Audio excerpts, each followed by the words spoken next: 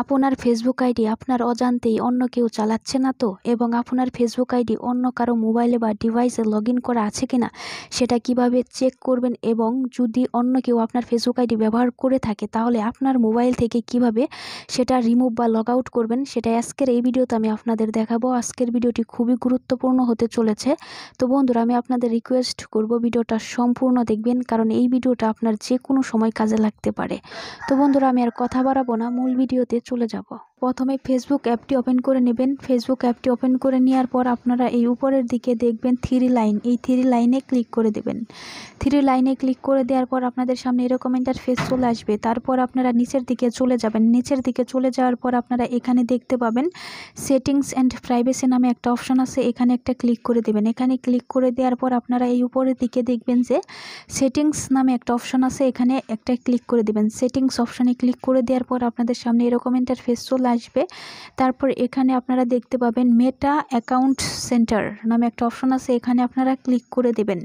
এখানে ক্লিক করে দেওয়ার পর আপনাদের সামনে এরকম ইন্টারফেস চলে আসবে। তারপর বন্ধুরা, এখানে আপনারা দেখবেন পাসওয়ার্ড অ্যান্ড সিকিউরিটি নামে একটা অপশন আছে, এখানে একটা ক্লিক করে দেবেন। আমি ক্লিকটা করে দিলাম। তারপর আপনাদের সামনে এরকম ইন্টারফেস চলে আসবে। এখানে আপনারা দেখতে পাবেন সিকিউরিটি চেক এর নিচে এখানে একটা অপশন আছে where we are log in, আপনারা এই অপশনের উপর ক্লিক করে দেবেন। এখানে ক্লিক করে দেওয়ার পর এরকম ইন্টারফেস চলে আসবে। এরপর বন্ধুরা, আপনার ফেসবুক প্রোফাইলটা এখানে শো হবে, ঠিক আছে? আপনারা এখানে একটি ক্লিক করে দেবেন। এখানে ক্লিক করে দেওয়ার পর আপনাদের সামনে এরকম ইন্টারফেস চলে আসবে। বন্ধুরা, প্রথমে যে ডিভাইসের নামটা আসবে এখানে, ওই ডিভাইসটা হচ্ছে আপনি বর্তমানে যে মোবাইল থেকে চেক করতেছেন ওই মোবাইলের নামটা এখানে চলে আসবে, ঠিক আছে? আর অন্যান্য ডিভাইসে যদি লগ ইন করা থাকে, অন্যান্য ডিভাইসে যেমন log in on other device, মানে অন্যান্য ডিভাইসে যদি লগ ইন করা থাকে সেগুলো এই নিচের দিকে দেখাবে, ঠিক আছে? নিচের দিকে যতগুলা মোবাইলের নাম বা কোনো ডিভাইসের নাম দেখাবে এই নিচের দিকে দেখাবে, ঠিক আছে? তো বন্ধুরা, আপনি যদি কোনো একটা ডিভাইস বা কোনো একটা মোবাইলের নাম চিনতে না পারেন তাহলে সেটা লগ আউট করে দেবেন। সাপোজ ধরেন এখানে দেখেন ভিভো Y12S এখানে একটা আছে, এটার মধ্যে কিন্তু লগ ইন করা আছে এবং এটার লোকেশন দেখাচ্ছে হাতীবান্ধা বাংলাদেশ, ঠিক আছে? এবং কয়টার সময়, মে মাসের 3 তারিখ 6টা 38 PM লগ ইন করা হয়েছে এই ডিভাইসে, ঠিক আছে? তো এরকমভাবে ঠিকানা সহ হচ্ছে তারিখ সহ সময়টা দেখাবে।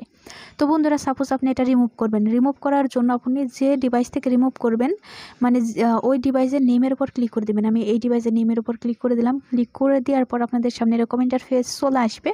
তারপর আপনারা এই লগ আউট এই অপশনে ক্লিক করলে কিন্তু এই ডিভাইস থেকে লগ আউট হয়ে যাবে, মানে যে আমি যে ডিভাইসের নামটা বললাম ওই ডিভাইস থেকে কিন্তু লগ আউট হয়ে যাবে। এরপর বন্ধুরা, আপনি যদি সবগুলো একসাথে রিমুভ করতে চান সেক্ষেত্রে আপনি কি করবেন, এই নিচের দিকে চলে যাবেন। নিচের দিকে চলে যাওয়ার পরে নিচের দিকে দেখতে পাবেন লেখা আছে select device to log out, এখানে ক্লিক করে দেবেন।